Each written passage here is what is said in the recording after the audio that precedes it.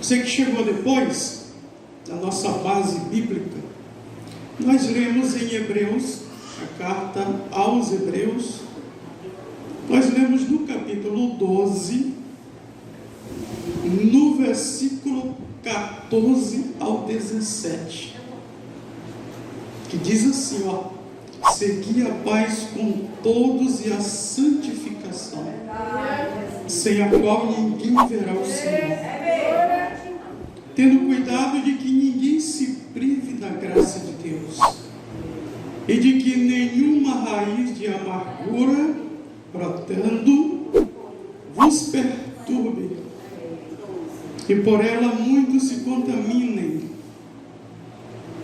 Ninguém seja devasso ou profano, como Esaú, que por uma refeição vendeu seu direito de primogenitura. Porque bem sabeis que, querendo ele ainda depois herdar a bênção, foi rejeitado, porque não achou lugar de arrependimento, ainda que com lágrimas buscou. Meus queridos, no versículo 14, o escritor aos Hebreus, que ninguém sabe quem é anônimo, não foi revelado, só saberemos quando nós chegarmos lá. E não adianta nenhum teólogo de nenhum século querer especular isso aqui que não descobre, porque se não foi revelado, fica oculto e nós saberemos só quando chegarmos na glória. Ele fala acerca de duas alianças aqui. A primeira, a aliança da paz. A segunda, a aliança da santificação. Aleluia, Jesus. Só depois que nós cumprirmos essas duas alianças, nós estaremos aptos para ver a face do Senhor. Aleluia. Aqui não está falando da terra, enquanto nós estivermos aqui na terra, porque não tem como ninguém ver a face de Deus e permanecer vivo, conforme Êxodo capítulo 33, 18. Deus falou isso para Moisés.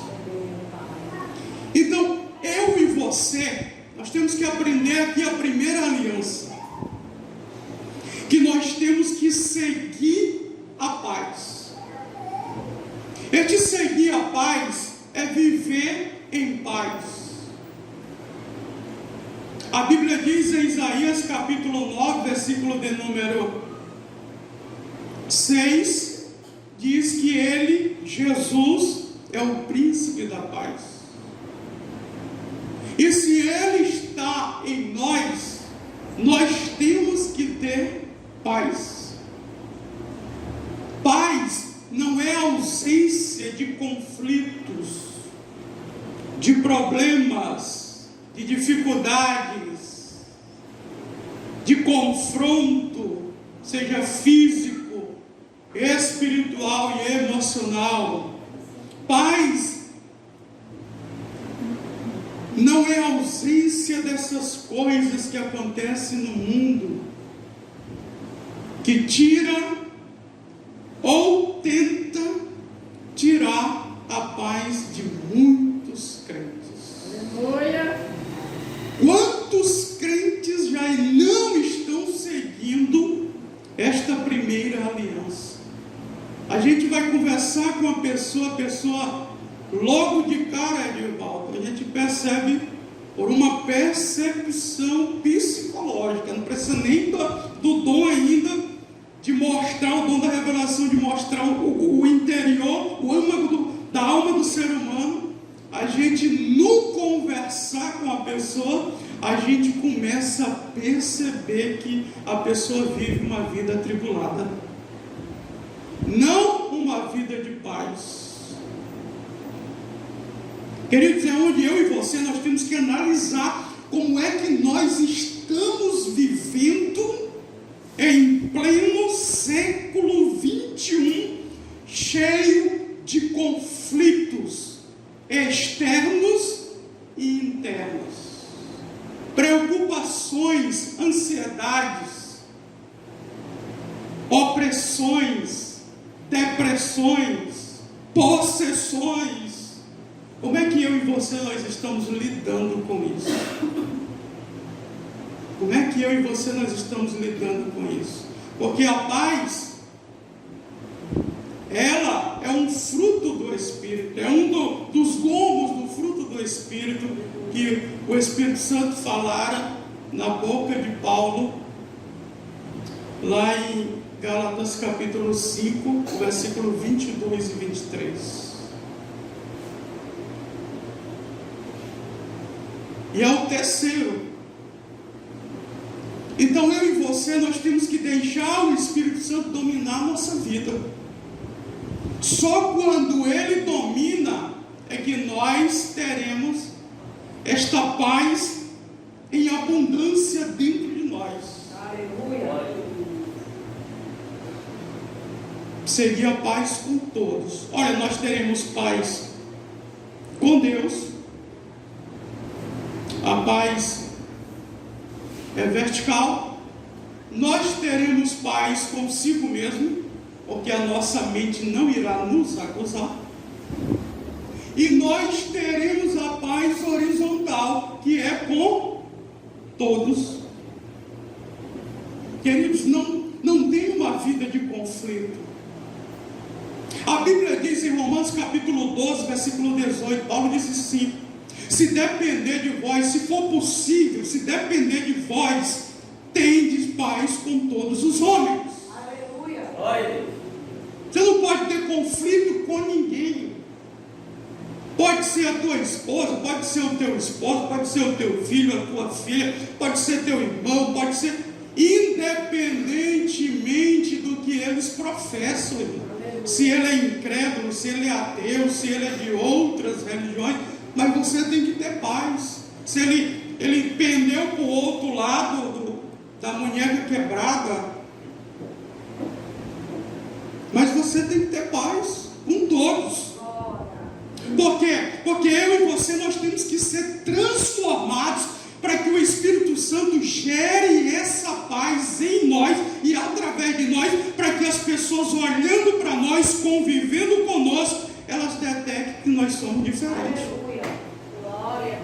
Essa é a primeira aliança, e aqui está se tratando, irmão, de algo que vai nos levar, ou pela ausência do cumprimento destas duas alianças, nós poderemos perder o céu.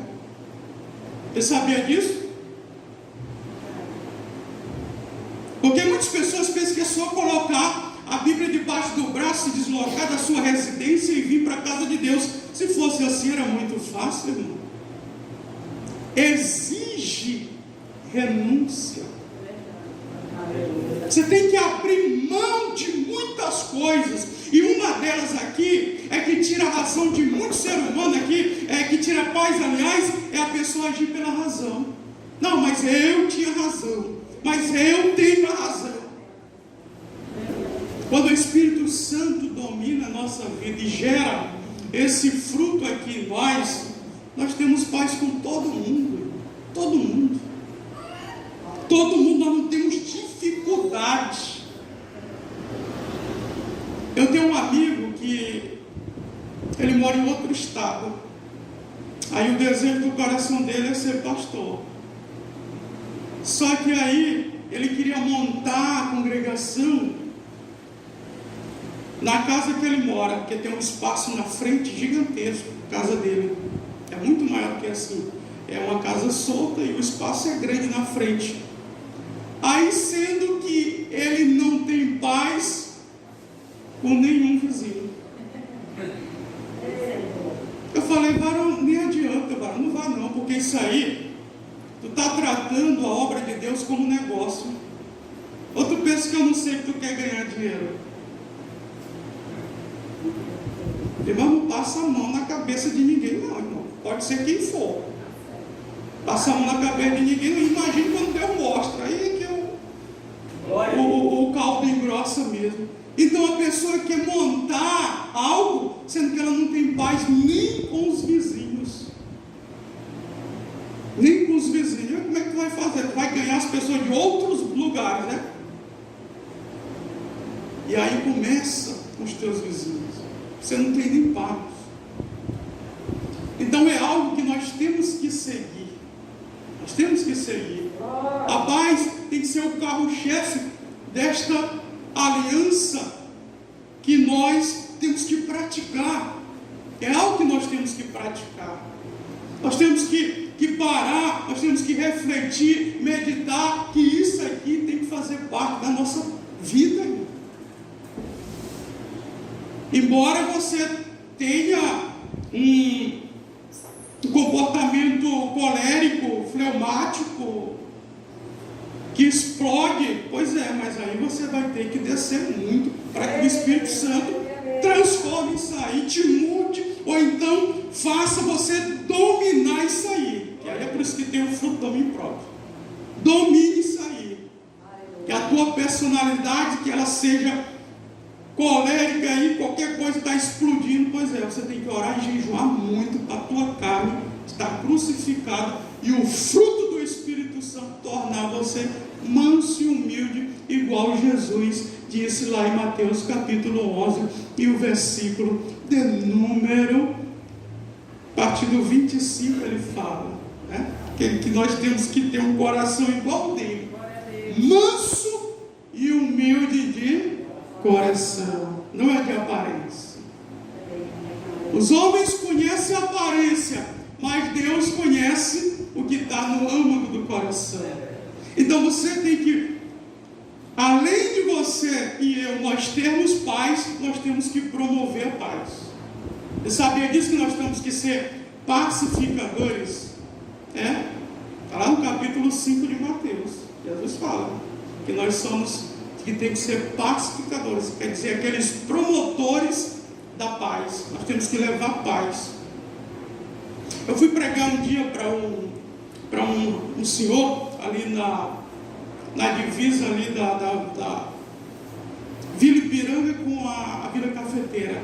Aí eu ministrei a palavra, aí eu perguntei o nome dele é Absalão. Poxa, eu falei, rapaz, não tem para onde correr não.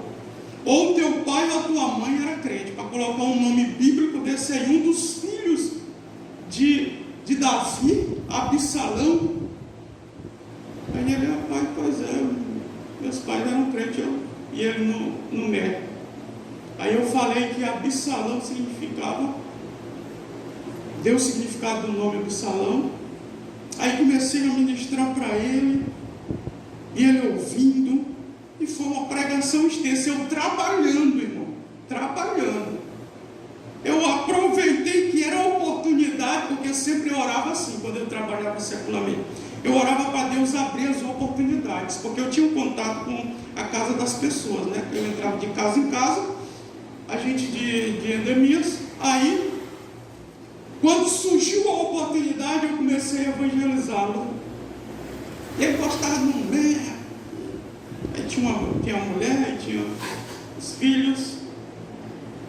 2 meses depois, quando eu voltei lá, aí eu voltei com ele, conversei um pouco com ele. Aí ele disse, irmão, as suas palavras nunca saíram da minha mente. Elas 2 meses martelando na minha mente. Eu falei, porque não são as minhas palavras, não foram as minhas palavras, foram as palavras de Jesus. E Jesus disse em João capítulo 6 e 63, as palavras que eu vos tenho dito, elas são espírito e vida.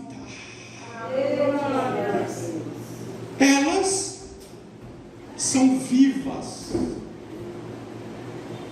São vivas.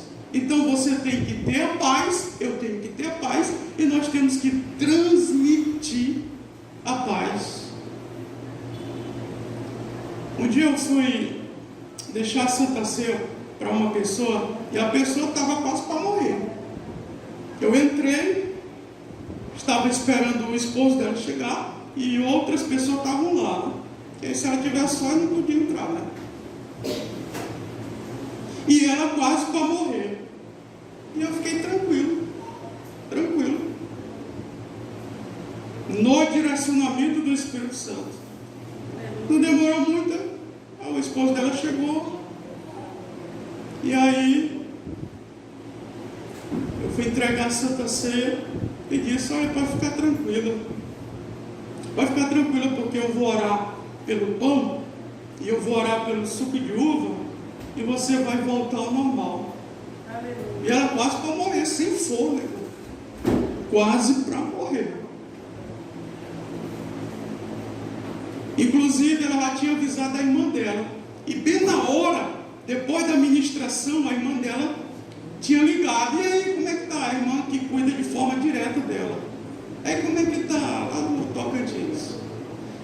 Não, o pastor está aqui, entregou a Santa Ceia e está tudo tranquilo, para a glória de Deus. Aí ela ia morrer naquele exato momento. Mas Deus é bom, irmão. Deus é bom que no direcionamento do Espírito Santo, no fruto do Espírito Santo, você chega aonde há o conflito, onde há a agonia, aonde há a indecisão ali, você chega calmamente pelo Espírito Santo. E a tua palavra, ela tem que dar uma ordem no mundo espiritual, no campo espiritual. Aí você tem autoridade, você tem unção para falar, e na oração, quando você fala no nome de Jesus, está tudo tranquilo. E Deus opera o milagre. Opera o milagre. Então, tenha a paz dentro de você e promova essa paz. A segunda aliança, que é chamado, de dentro das doutrinas bíblicas, é chamado de processo. O que é, pastor? É santificação. Não é santidade. Não existe ninguém. Tira essa coisa da sua cabeça. Se você tem uma dúvida a respeito dessas duas palavras, são duas palavras que são diferentes. Santificação é o processo. Nós estamos dentro do processo. A igreja militante de Jesus está dentro do processo para ir para santidade, que é o estado final. Não tem assim no livro de Zacarias, onde todos os utensílios da casa de Deus, lá no capítulo 14 em diante, que Zacarias morre, que diz, vai ter assim, santidade ao Senhor. Santidade ao Senhor. É quando o Senhor estiver reinando. Santidade a Ele, porque Ele é infinitamente santo. Agora nós não temos como estar em santidade dentro aqui desse mundo pecaminoso. Nós estamos no processo, e esse processo é santificação. É por isso que é uma briga constante entre a natureza pecaminosa que está dentro de mim, dentro de você, que só é mortificada através de oração e jejum, e a natureza divina. E é uma briga constante, irmão. E só ganha quem você vai alimentar. Se você alimentar a carne, aí a Bíblia diz assim, Romanos capítulo 8, versículo 8. Aqueles que estão na carne não podem agradar a Deus. Se você alimentar o Espírito, aí a Bíblia vai dizer assim, Romanos capítulo 8, versículo 1. Portanto, aquele que vive no Espírito, nenhuma condenação há para aqueles que estão no Espírito. Que vive segundo o Espírito, que não anda segundo a carne. Pois é. A carne aí é a natureza pecaminosa que Paulo está abordando. Então, a santificação. A palavra santificação é derivada da palavra santo. A palavra santo significa aquele que é separado do pecado. Se eu e você, nós queremos agradar a Deus, para nós vermos a Ele um dia, como Ele é, num corpo glorioso, num corpo espiritual, num corpo totalmente cheio de glória, nós temos que estar no processo da santificação. E isso é 24 horas por dia. Por quê, pastor? Pergunte-me por quê. Por quê, pastor? Pergunte-me. Porque o ser humano ele é dividido em 3 partes, e todas essas 3 partes do ser humano pecam: espírito, alma e corpo.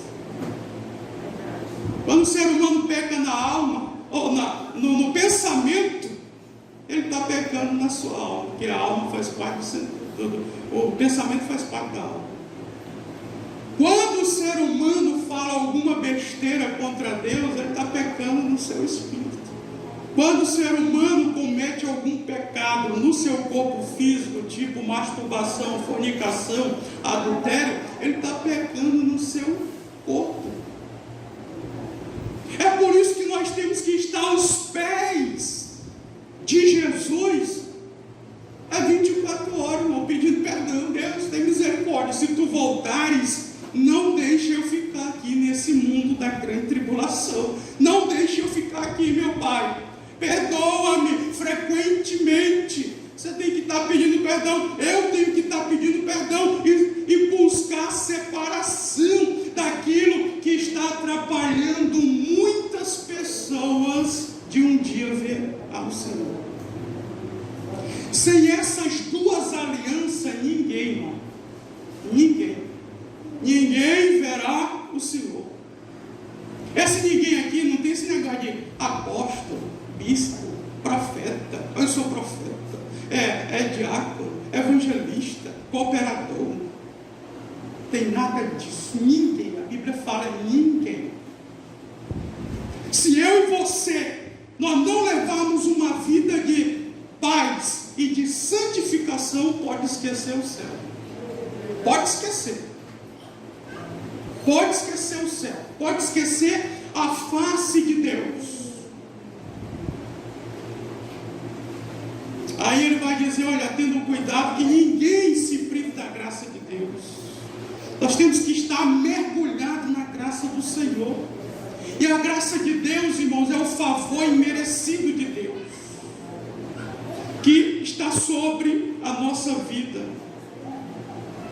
E que nenhuma raiz de amargura, olha, brotando como semente, brotando, vos perturbe.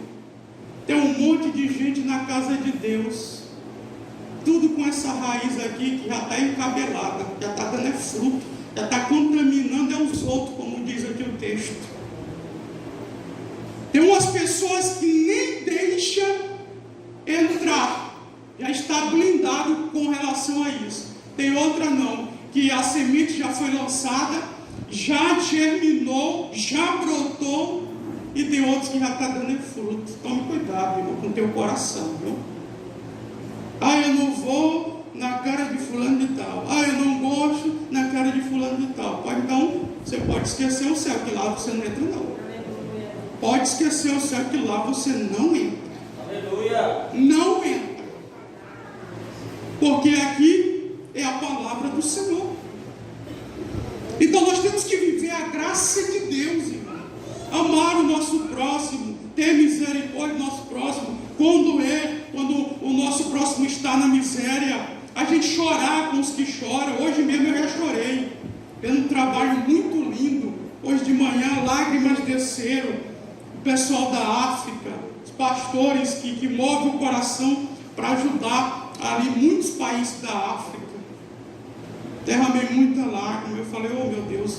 Aí meu pensamento, oh Senhor, eu queria eu ter condição financeiras para fazer uma frente também missionária para muitos lugares, aqui no Brasil e em outros países que sofrem isso, de falta de evangelho chegar, falta de comida. Então tome cuidado para que a raiz de amargura, ela não venha te contaminar, porque vem te perturbar, porque perturba muito. Quantas pessoas perdem o sono por causa disso. Eles ficam com insônia. Aí, enquanto você não pedir perdão, enquanto você não deixar Deus arrancar, aí vai crescendo como uma bola de neve. Aí vai te perturbar. Aí sabe o que é que a outra consequência, a segunda consequência, é que vai contaminar aqueles que estiverem próximos de ti. Pode ter certeza disso, porque a Bíblia não mente. Está aqui. Outra, ele está dizendo que ninguém seja devasso. Irmãos, que nós não andemos igual o curso desse mundo, igual as práticas desse mundo. Nós temos que fazer a diferença. A diferença.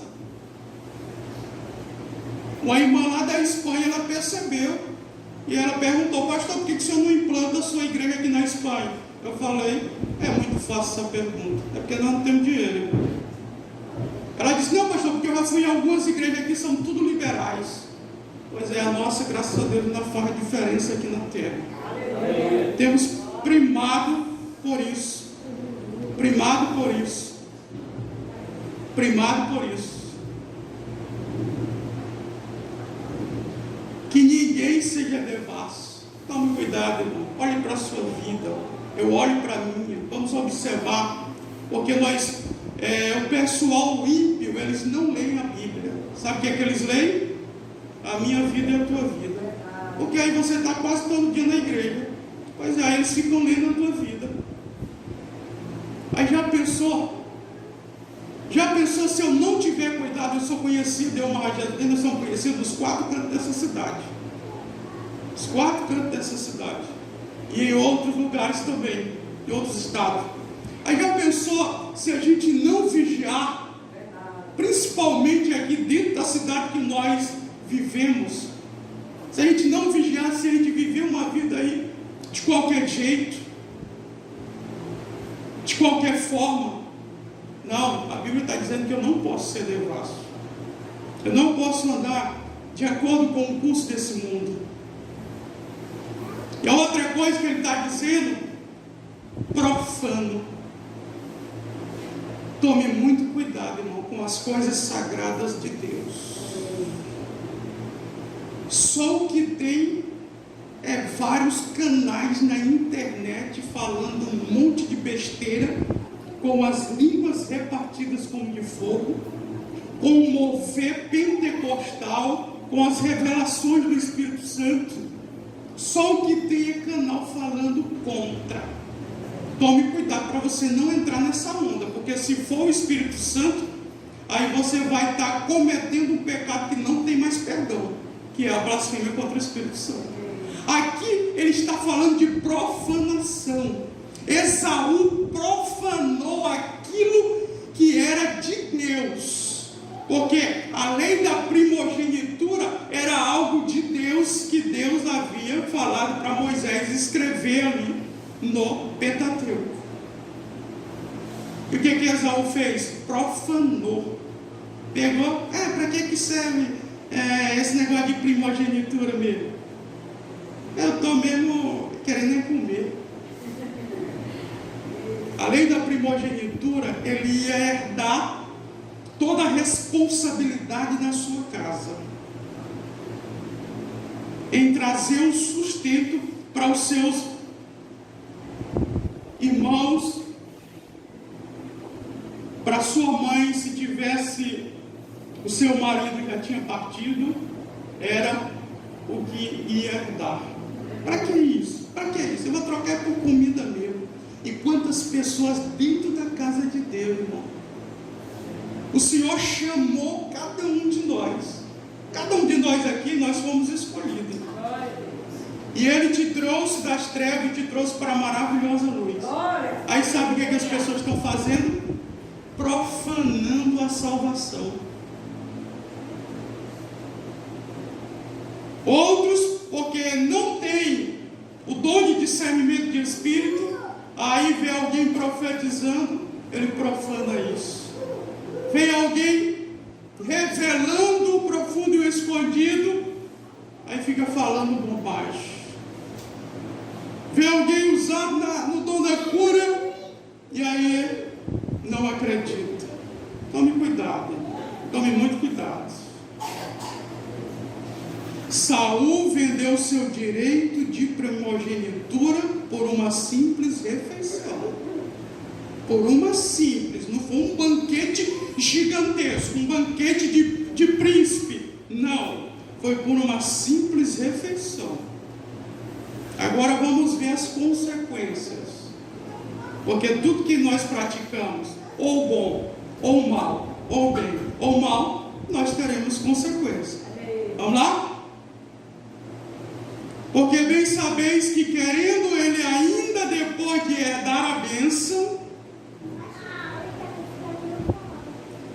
foi rejeitado. Um dia eu preguei essa mensagem aqui, mas não nesse texto, porque lá no profeta Malaquias também fala da rejeição de Deus para o seu povo. Ele foi rejeitado pelo Senhor. Uma coisa, irmão, é nós sermos rejeitados pelo homem. É a gente ir num lugar, evangelizar uma pessoa, pregar numa congregação, seja onde for, e aí o homem nos rejeitar. A gente volta triste, né?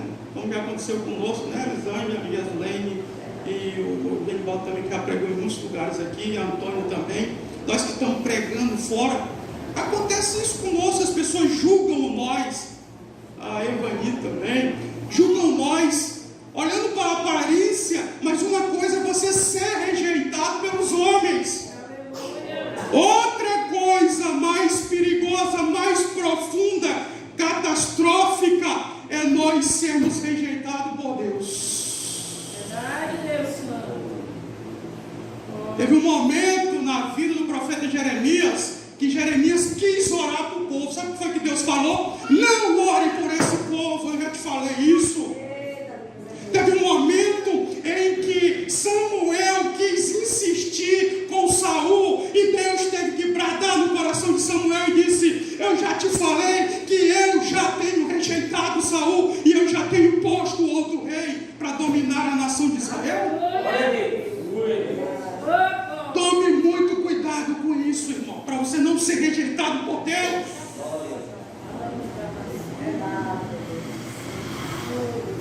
Porque quando você for buscar o arrependimento, igual Esaú buscou, o irmão de Jacó, irmão gêmeo de Jacó, buscou o arrependimento, foi tarde demais, com lágrimas ele buscou, mas já tinha passado o tempo.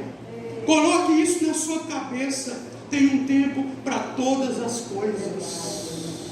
Eclesiastes capítulo 3, do versículo 1 ao 10, são 32 vezes a palavra tempo. Tome cuidado para você e eu não sermos rejeitados por Deus. Quando somos rejeitados pelos homens, a gente supera, a gente dá a volta por cima. A gente acredita nas promessas daquele ao qual prometeu para a nossa vida. Agora, o ruim é quando nós somos rejeitados por aquele ao qual nos chamou, por aquele ao qual dotou-nos de muitas promessas. Olha aí, foi rejeitado porque não achou lugar de arrependimento. O coração dele endureceu. A mente dele, que é o coração, ficou cauterizado, petrificado, diamantizado. Endureceu. Ainda com lágrimas buscou. Mas passou-se o tempo. Chorando. Oh, de novo, meu irmão. De novo, meu irmão. Me dá aí novamente o direito de primogenitura. Só que isso aqui não era uma lei de homens. Era uma lei divina, de cima, de Deus. Glória a Deus, aleluia, Jesus. E para onde nós estamos indo, irmão? Não é nada de homens. Embora uma pessoa chegue para mim, para você e diga assim: eu não acredito que existe céu, eu não acredito que existe Deus, eu não acredito que existem os sangue. Eu não acredito que existe paraíso, seio de Abraão, Nova Jerusalém, Canaã celestial. Eu falei, meu querido, o problema é teu. Isso aí eu não vou discutir contigo, não. Agora, como um amigo meu, que ele desviou-se, nós fomos batizados no mesmo dia, 3 de agosto de 1997. Fomos batizados no mesmo lugar, na mesma hora, no mesmo dia. E ele disse, olha, desde quando, nasceu no Evangelho Divino, desde quando os meus avós serviam Jesus, a família dele é muito grande aqui dentro de Imperatriz, uma referência assim, a família dele. Jesus nunca voltou e não sei o que, ele desviou. Mas como Deus tinha promessa, um dia ele ia morrendo, sabe onde? No bairro Vila Leandro. Ali não tem nem boca, ali não tem nem biqueira. Aí Deus poupou a vida dele. Graças a Deus que ele voltou para Jesus e hoje ele é pastor na cidade de Campo Bom, no Rio Grande do Sul. Para a glória de Deus. Então, meus queridos, concluindo, que eu e você não vivamos uma vida de qualquer jeito. Porque se você não nutrir a tua vida, se você não cultivar a tua comunhão com Deus, se eu não fizer isso, nós vamos chegar a um ponto na nossa vida, dentro da cauterização da nossa mente, e dentro da mornidão espiritual, nós vamos buscar a viver uma vida cotidiana, uma vida do cristianismo de qualquer jeito. Qualquer jeito. Sem propósito, sem objetivo, sem meta, nem meta física e nem meta espiritual, que é de ver a Deus, a face de Deus. E nesse momento, se você não tiver cuidado de chegar nesse estágio aí, nada para ti mais tem valor. Sabe por que a gente vive uma vida diferenciada? E as pessoas olham para nós e veem em nós a diferença. É porque nós temos objetivo. E o nosso objetivo maior, o maior objetivo da igreja não é aqui na terra. Não é construir templo. Não é expandir o ministério. O maior objetivo da igreja é no céu. A maior promessa da igreja é no céu. Qual, pastor? De um dia nós vermos a face do Senhor como ela é.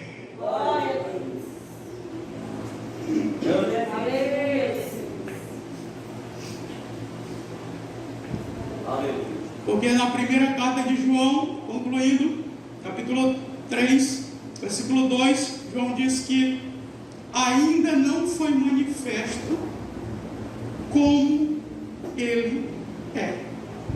Assim como ele é, esse ele aí é Jesus, viu?